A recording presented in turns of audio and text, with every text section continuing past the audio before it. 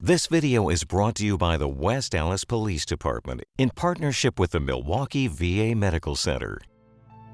During the fireworks season, veterans have an automatic response to those sounds because they do match so soundly the sounds of war. So they have this response and it kind of upregulates their nervous system into sort of battle body. But because they're not in battle and they don't need those adaptations, it causes a real problem. Army medic for about 22 years. Around the 4th of July, we kind of expect it a little bit. But through those other times when you're not expecting it and you hear it, it's just kind of like, it stuns you, and sometimes it kind of makes you freeze.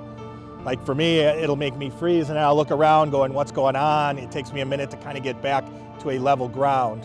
When fireworks go off unexpectedly, I immediately go into an alert stage. The closer it is, the even higher alert that I'm in.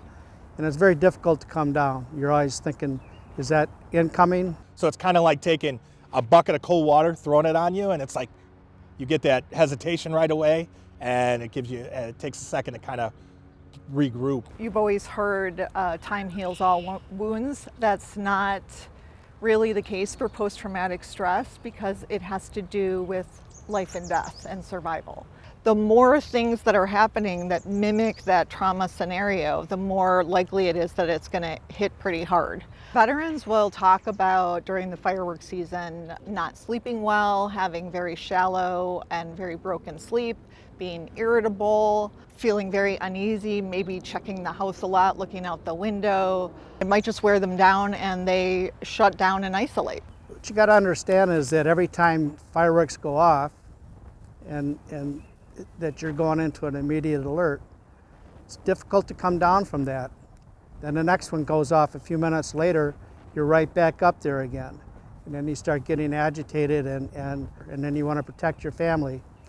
You know, and then the next one goes off. The things that veterans can do is prepare ahead of time, like have a way that they're going to remind themselves that they're safe and where they are, back out of the battle body response by changing your body to be how it would be if it knew it was safe, and that means kind of releasing the tension in the muscles, dropping the shoulders, making sure the breath returns to normal. Self-coach, wake up the part of the brain that tends to shut down under stress. I wish that people that did the fireworks understood that not everyone has the same reaction they do. So it's a scary situation for a lot of people. So be cognizant of that when you do that.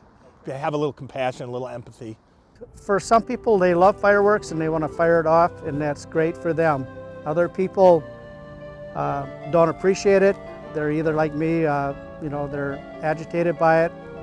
So it affects everybody differently. But for a lot of people, it's when it's unexpected, it's a very negative effect.